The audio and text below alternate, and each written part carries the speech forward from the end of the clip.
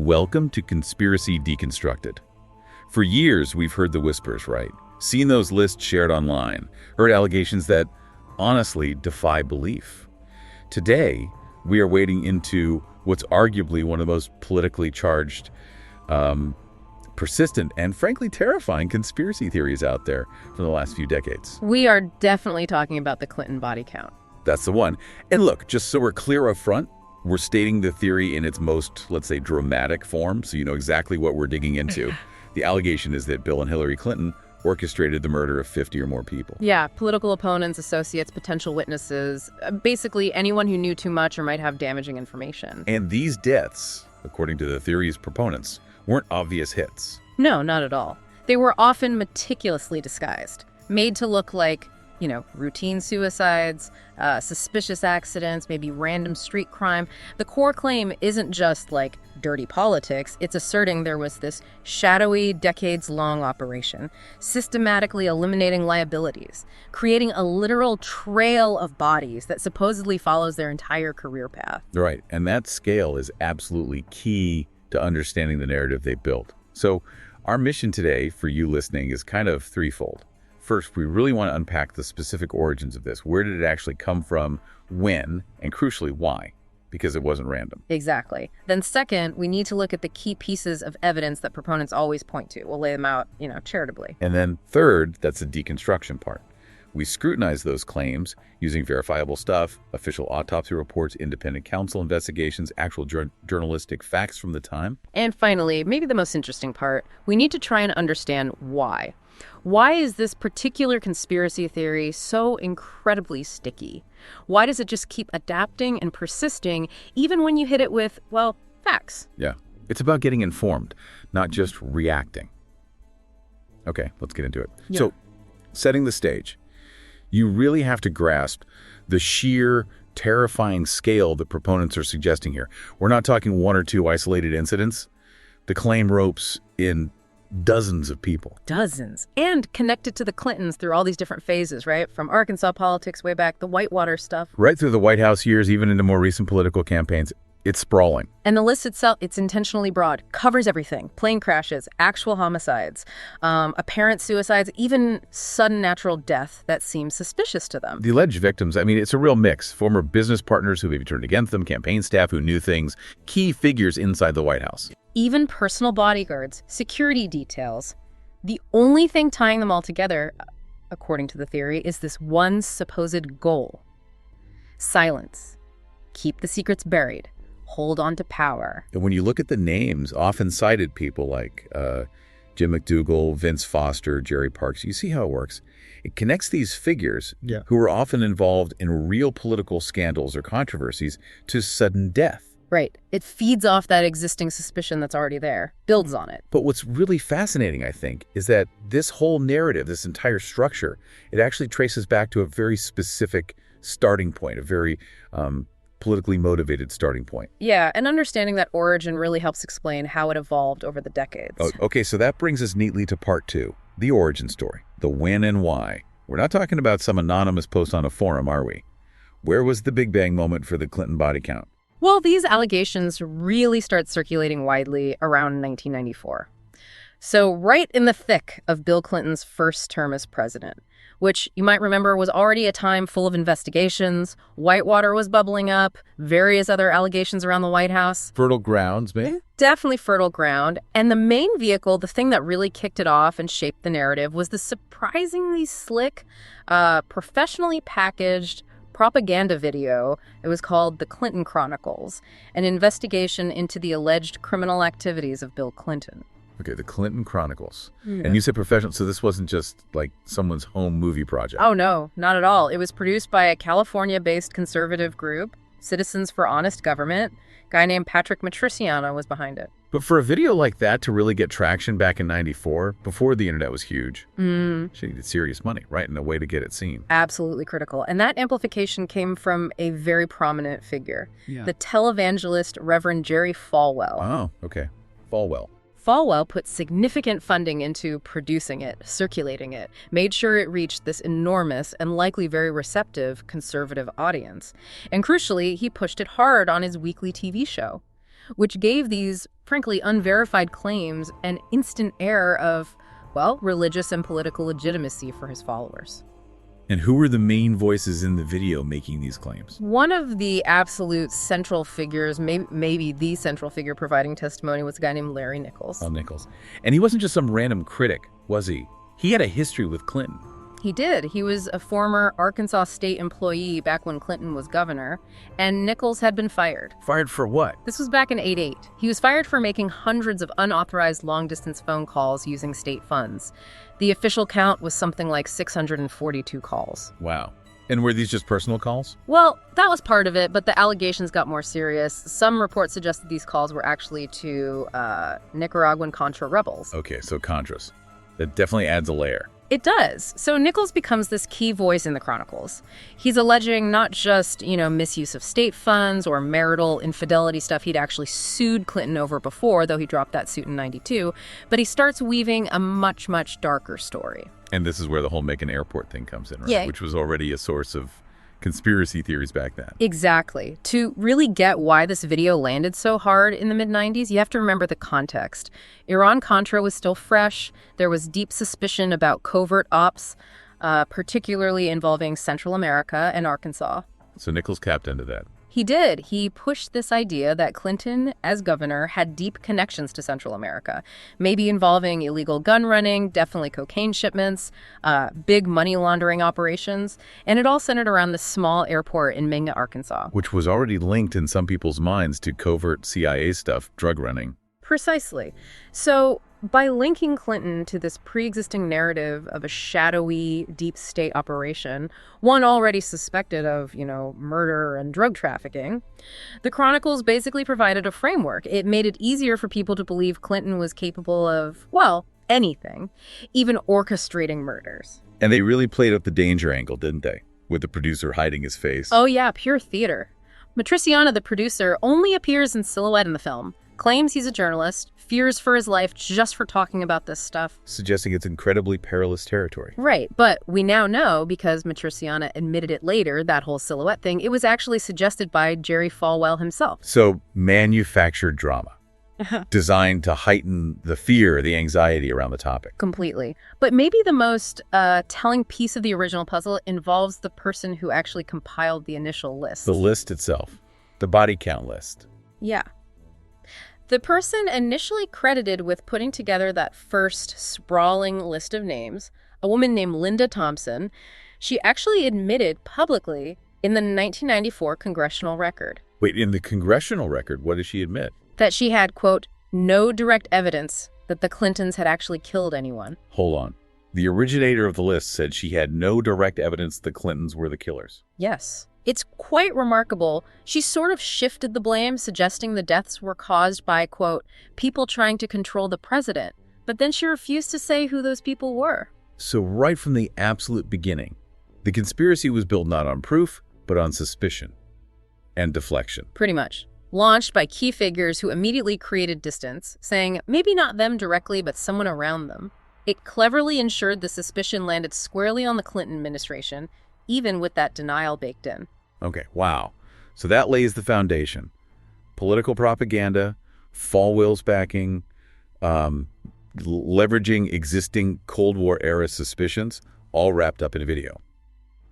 Now, to really understand why this thing has legs, why it persists, we need to step inside the narrative. We need to look at the evidence they actually cite. Right, because it's not just the list, it's specific cases that they highlight again and again. Well, so let's do that. We're going to present the 4 most compelling, or at least the most frequently cited, examples used by people who believe this list is factual. And we'll present their side of it first, right? Before we get into the deconstruction, these are the cases that give the whole theory its narrative punch. Exactly. Case 1.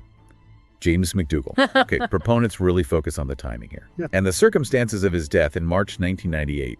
McDougal, remember, was the Clintons' partner in the Whitewater land deal. He was convicted, and he was a key cooperating witness in Ken Starr's ongoing investigation. Right, so the claim is he dies of an apparent heart attack. But the key detail they always highlight is where he died. In a segregated cell, basically solitary confinement in a federal prison in Fort Worth. That detail, the isolation, is crucial to their narrative. Mm-hmm. It suggests foul play, right? Intended to silence this really important witness just as Starr's investigation was maybe heating up. Makes him sound vulnerable, easily gotten to. Okay, case 2. Vince Foster. This name is probably the most recognized, most enduring on the list. A real lightning rod for this whole thing. Absolutely. Foster was deputy White House counsel. He was also a former law partner of Hillary Clinton back at the Rose Law Firm in Arkansas. High-profile connection. He was found dead in Fort Marcy Park, Virginia, July 1993. Gunshot wound. And despite multiple official investigations all ruling it a suicide, proponents of the body count theory absolutely insist he was murdered. By who or how? By operatives, they say, working for the Clintons. Because Foster supposedly possessed sensitive, damaging information that could bring down the administration, he knew too much. Right. The knew too much angle again. Okay, case 3. Jerry Parks. Now we swing back to Arkansas. Back to the kind of stuff talked about in the Clinton Chronicles. Parks ran the security for Clinton's gubernatorial campaign back in '92. He was gunned down, shot multiple times in his car in Little Rock. This was September 1993. So just a couple of months after Vince Foster's death. The timing again. Right. And the key claim here, the one that makes it fit the conspiracy, comes directly from his son, Gary Parks. Gary asserted that his father, Jerry, was putting together this damaging dossier, supposedly detailing Clinton's peccadillos, his misdeeds. A dossier. Yeah. And that Parks was maybe trying to use this dossier to leverage or even blackmail the campaign.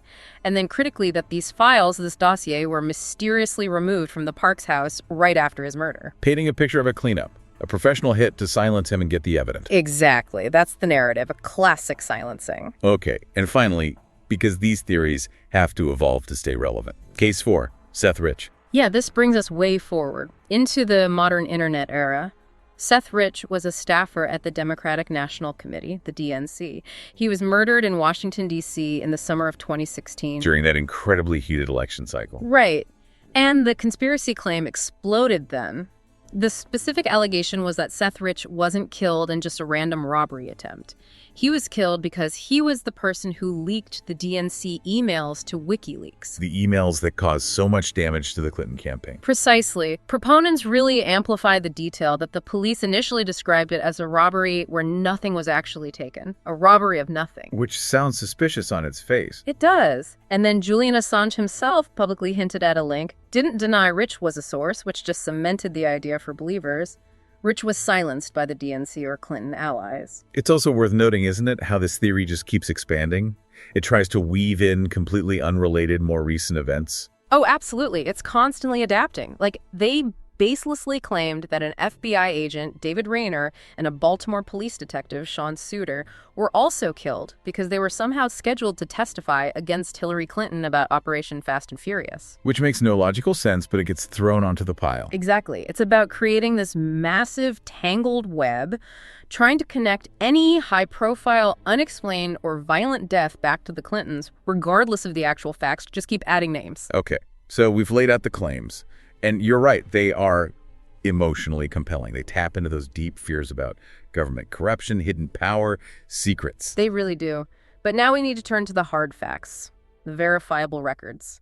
This is part 4, the deconstruction. And we should start with a case where we have the most detailed clinical source material, James McDougal, the Whitewater witness who died in prison. Right, because we actually have the official autopsy report from the Tarrant County Medical Examiner's Office, dated March 9th, 1998.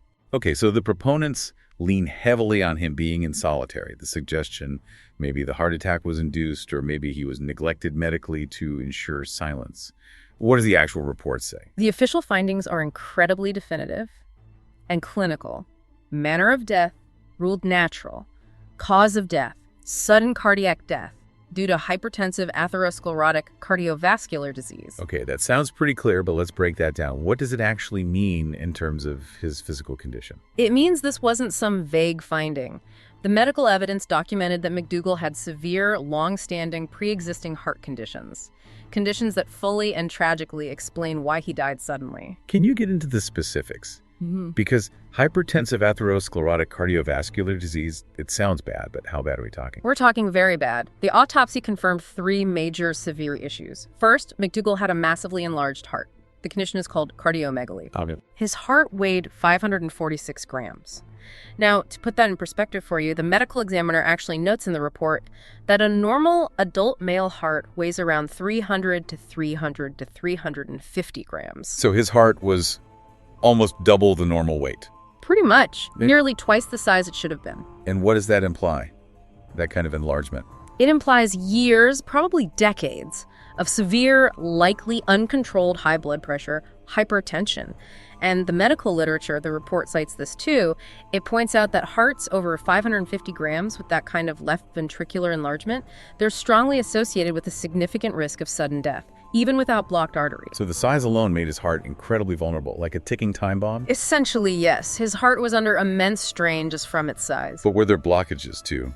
The atherosclerosis part? Oh, absolutely. He also had moderate concentric left ventricular hypertrophy. That means the main pumping chamber wall was abnormally thick, 1.9 centimeters thick, pathologically thick. And critically, he had moderate multifocal occlusive coronary atherosclerosis.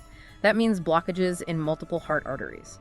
The report specifies 50 to 60% stenosis. Stenosis meaning blockage. Right, 50 to 60% blockage in multiple arteries supplying his heart muscle. Think about it like driving your car with the fuel line more than half clogged. So the physical reality documented in the autopsy is a severely compromised, incredibly stressed heart, highly prone to sudden failure. Exactly, that's the clinical picture. But what about the poisoning rumors? Or an overdose? Especially given he was in that segregated cell, which fueled the idea maybe something was given to him or withheld. They looked for that. The postmortem toxicology screens were exhaustive, specifically designed to detect foul play. They tested for heavy metals, mercury, other common poisons, all negative. They did find fluoxetine, that's the generic name for Prozac, and its metabolite, norfluoxetine, in his system. Prozac. Was he known to be taking it? Yes, it was part of his prescribed medication. They measured the concentration in his femoral blood. It was 0.778 micrograms per milliliter. And how did the medical examiner interpret that level? Was it lethal? This is crucial. The ME concluded that while this level was technically in the toxic range, it was emphatically not in the known lethal range. The report actually cites the known lethal range as being much higher, somewhere between 1.93 and 4.57 micrograms per milliliter combined, for fluoxetine and norfluoxetine. So well below lethal levels. Significantly below. Therefore, the medical conclusion in the report explicitly states that while the drug level was high, it did not directly contribute to his death. His death was ruled purely cardiac based on the severe underlying disease. So the official documents directly, clinically, and definitively refute the whole suspicious circumstances narrative pushed by the conspiracy proponents. Pretty comprehensively, yes. The evidence points squarely to natural causes resulting from very severe pre-existing disease. Okay. That is a staggering amount of detail that really undermines probably the most cited natural death on the list. Let's turn now to Vince Foster. He remains the emotional centerpiece, doesn't he? Particularly for the 90s allegations. He really does. Proponents are adamant he was murdered, that the suicide ruling was just an immediate cover-up. But the official record on Foster, it's probably one of the most scrutinized deaths in modern political history, wouldn't you say? Precisely because of these persistent theories. Absolutely. It triggered an unprecedented number of investigations. People kept demanding answers, pushing the conspiracy. How many official investigations are we actually talking about? We're talking 5. 5 separate official investigations, and every single one reached the exact same conclusion. Suicide by a single gunshot wound. 5. And who conducted these? Okay, you had the U.S. Park Police initially, then the FBI got involved. Then the first independent counsel, Robert B. Fisk Jr., looked into it specifically. Then, interestingly, the Senate Banking Committee, which was led by Republicans at the time, they also investigated as part of their Whitewater probe. Even the Republican-led Senate committee? Yes. Wow. And finally, the subsequent independent counsel, Kenneth Starr's office, did their own exhaustive review. And Starr's investigation, I mean, his whole mandate was basically to find damaging information on the Clintons. What did his report conclude about Foster? Starr's report, which came out in '94, was incredibly detailed. It even included analysis of the note found near Foster's body. The note. Which was determined to be a draft resignation letter. And it expressed profound depression, deep distress about his work in Washington, the political attacks. So there was documented evidence of his mental state. Yes. All the investigations found substantial evidence that Foster was suffering from severe depression in the months leading up to his death. struggling immensely with the pressures of Washington political life. And the physical evidence at the scene, the location of the wound, the powder burns, the gun, the bullet's trajectory, it all consistently supported the conclusion of a self-inflicted wound. So the idea that 5 separate investigative bodies, spanning different agencies, different jurisdictions, different political motivations, including STARS, which was highly antagonistic toward the Clintons, that they all somehow conspired perfectly to fabricate a suicide ruling and cover up a murder. it just defies logistical reality, doesn't it? Yeah. The coordination required would be immense. Immense and frankly unbelievable given the players involved. Okay, let's tackle Jerry Parks now. The security guy shot in Little Rock in '93. The compelling part of that story is the Sun's claim about the dossier, the files being removed. Sounds like a classic political hit. It does sound like that on the surface. And this case is maybe trickier because, unlike Foster or McDougal, it was a genuine homicide. Parks was definitely murdered, shot multiple times in his car. So what did the police investigation find? The Little Rock Police Department investigated it thoroughly at the time. And while the case, unfortunately, remains officially unsolved, the investigation never found any evidence connecting the shooting to Bill Clinton, Hillary Clinton, or the gubernatorial campaign. Zero linkage. No connection found by the police. So what was their prevailing theory? The prevailing theory among the investigators, based on Parks' life and activities, was that the murder was much more likely linked to his various business dealings or possibly personal disputes. He did run a security consulting business, among other things. So that crucial link, the claim about a blackmail dossier that was stolen, that rests entirely on the unverified statement of his son, Gary. Essentially, yes. There's no corroborating physical evidence for the dossier's existence or its removal, and no police findings support that motive. And you have to think, right, in the mid-'90s, with Whitewater and everything else swirling, if the police had found even a tiny shred of evidence linking that murder back to the White House or the campaign. Oh, it would have been absolutely explosive. Front page news for months, especially given the political climate. The complete lack of any such evidence found by investigators really leaves that claim about the dossier firmly in the realm of speculation, not fact. Right. Okay, now let's jump forward 2 decades. Right. To the stickiest modern addition, Seth Rich. This one really blew up online, leveraged the internet massively. It really did. The core theory, Rich wasn't just killed in a botched robbery. He was assassinated because he was WikiLeaks' source for the DNC emails. And this theory got major mainstream attention for a while, didn't it? It did, largely thanks to a huge sensational story run by Fox News in May 2017. They heavily promoted the idea that Rich was the leaker. But that story didn't hold up. No. It collapsed pretty quickly under scrutiny. Fox News itself later retracted the story completely. They issued a public statement admitting the story, quote, did not meet their high degree of editorial scrutiny. Retracted. That's significant. And was there a definitive debunking later on about who did leak the emails? Yes, absolutely definitive. The Mueller report, released in 2019 after an exhaustive investigation into Russian interference, it conclusively confirmed that agents of Russia's military intelligence, the GRU, were responsible for hacking the DNC servers and leaking those emails. So Russian intelligence, not Seth Rich. Correct. Yeah. Directly contradicting the conspiracy theory. And beyond Mueller, numerous independent fact-checking organizations, Snopes, PolitiFact, FactCheck.org, they all investigated these claims about Rich and found them to be utterly false and baseless. But even with that, the conspiracy kept morphing, right? Trying to pull in other people, like that Baltimore detective, Sean Suter, claiming he was about to testify against Hillary Clinton about Fast and Furious. Yeah, that was another completely baseless connection that got widely circulated in those same circles. It just shows how these things operate. What are the actual facts about Detective Suter? The verifiable facts are clear. Detective Suter was an 18-year veteran of the Baltimore Police Department, not the FBI. And he was scheduled to testify, yes, but in an internal Baltimore Police Department corruption case. Not against Clinton. Not Fast and Furious. No, not at all. He was set to testify before a grand jury about misconduct within Baltimore PD's own gun trace task force. This has absolutely zero conceivable connection to the ATF's Operation Fast and Furious, which was a federal operation run out of Phoenix years earlier, focused on gun trafficking to Mexico. So the entire chain of supposed evidence linking Rich or Suter back to the Clintons or WikiLeaks or Fast and Furious, it just completely disintegrates when you look at the actual fact. Completely falls apart. It's constructed out of misinformation and baseless leaps. Okay, so we've deconstructed these key cases. What does this tell us about the body count list as a whole? The list with 45, 50, maybe more names on it. Well, what it strongly suggests is that the body count itself is essentially a statistical illusion. It's almost an inevitable consequence when you have figures who spend decades in the very public, often very contentious arena of American politics. Meaning, if you're in the public eye that long, you just know a lot of people. Exactly. Think about the Clintons' trajectory. Starting in Arkansas politics, governor for years, then president for 8 years, secretary of state, multiple national campaigns. Over 40 years, they accumulate this uniquely vast circle of acquaintance. We're talking thousands and thousands of people. Former staff, advisors, donors, political rivals, business partners back in Arkansas, Secret Service details, journalists who covered them, the list goes on and on. So within that enormous group of thousands of people over a span of 40 years, it becomes statistically almost certain that you're going to find some number of deaths.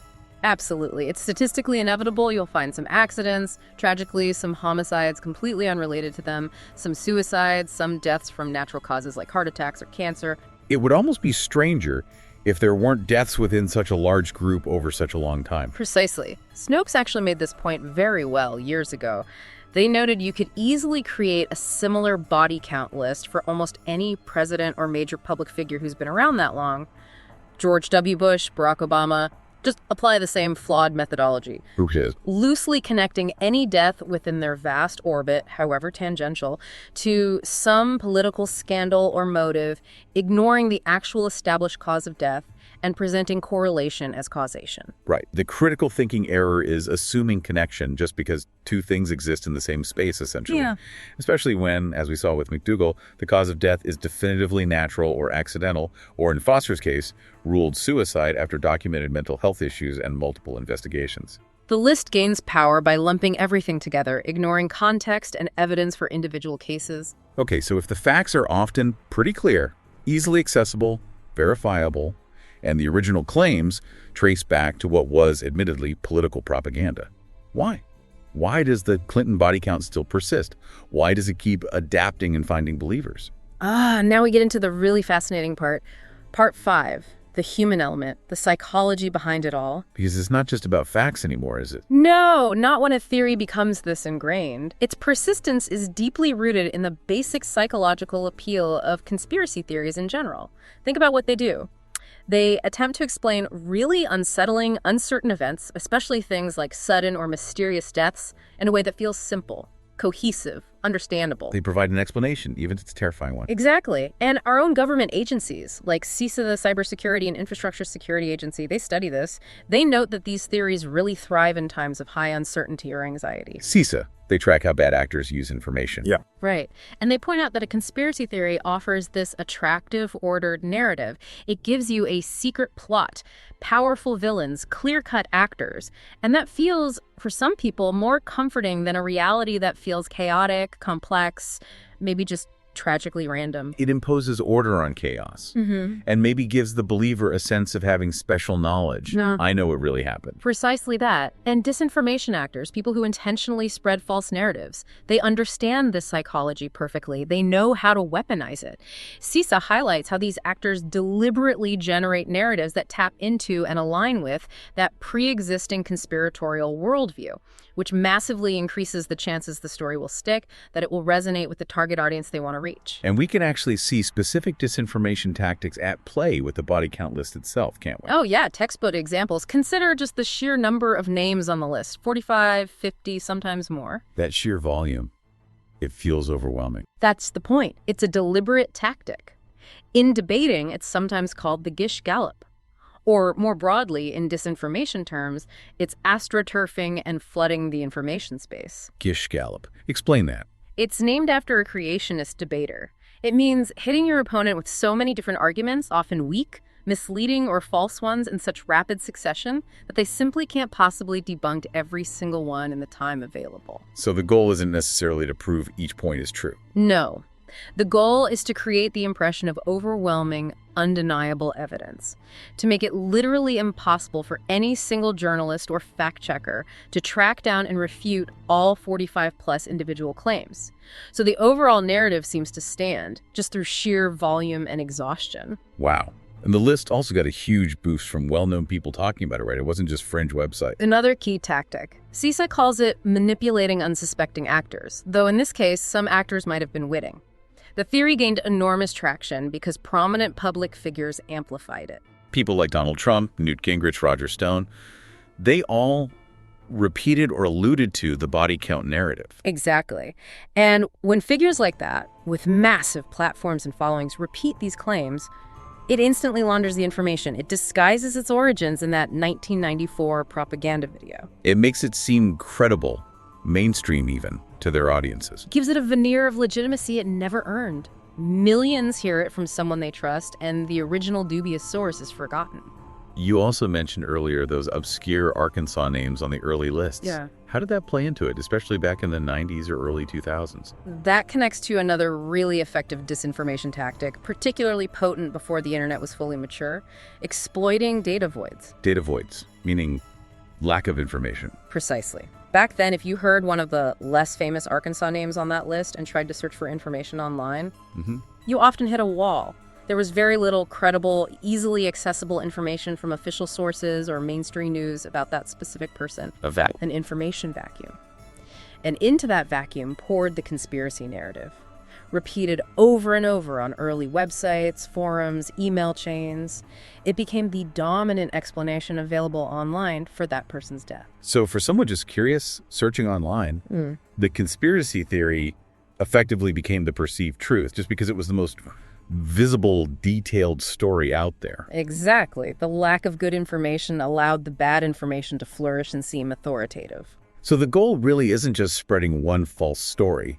It's using all these tactics together: the flood, the laundering through big names, exploiting the gaps to fundamentally disrupt how people see the world, to shape their entire worldview. That's the strategic aim of sophisticated disinformation campaigns, yes. Yeah. It's about eroding trust, sowing division, and implanting a persistent alternative narrative. And that brings us to maybe the most challenging part: why it's so hard to debunk these things for people who already believe. The going higher effect, you called it. Yeah.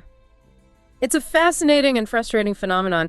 For individuals who are already deeply invested in believing there's a vast, murderous conspiracy, presenting them with facts often doesn't work. The facts, like the detailed McDougal autopsy report, or the 5 separate investigations into Vince Foster's death, or the fact Fox News retracted the Seth Rich story. Exactly. Instead of accepting that evidence and maybe questioning the theory, that factual refutation often gets absorbed into the conspiracy itself. How does that work? It actually strengthens their conviction. It becomes proof of how vast and sophisticated the cover-up must be. So the autopsy report isn't evidence McDougal died naturally. It's evidence the medical examiner was part of the cover-up. Precisely. The 5 investigations concluding suicide for Foster, proof that the Park Police, the FBI, 2 independent counsels, and the Senate were all in on it. The retraction by Fox News, they were pressured or bought off. It means the conspiracy just goes higher than they previously thought. It now includes the medical examiners, the investigators, the media,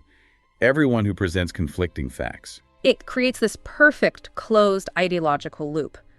Any evidence against the theory becomes perceived as evidence of the depth and breadth of the deception, which makes the theory essentially immune to reality testing for true believers. A hallmark of really successful, deeply ingrained disinformation. It inoculates itself against facts. It really does. Okay, so we've taken quite a journey here. From a politically motivated propaganda video back in 1994, through the detailed medical and investigative deconstruction of some of the key cases, and finally, looking at the psychological drivers and disinformation tactics that keep this thing alive. The core takeaway seems pretty clear.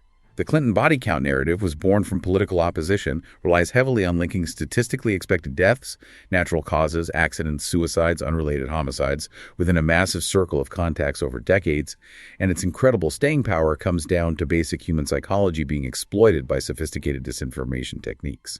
That sums it up well. And it leads to a really important final thought, I think. The sheer act of compiling and circulating a list like this, dozens of names, presented as victims of a political conspiracy, even if demonstrably false when you look closely, that act itself creates enormous political and informational damage. The truth almost becomes secondary. Right. The accusation itself does the work. Exactly.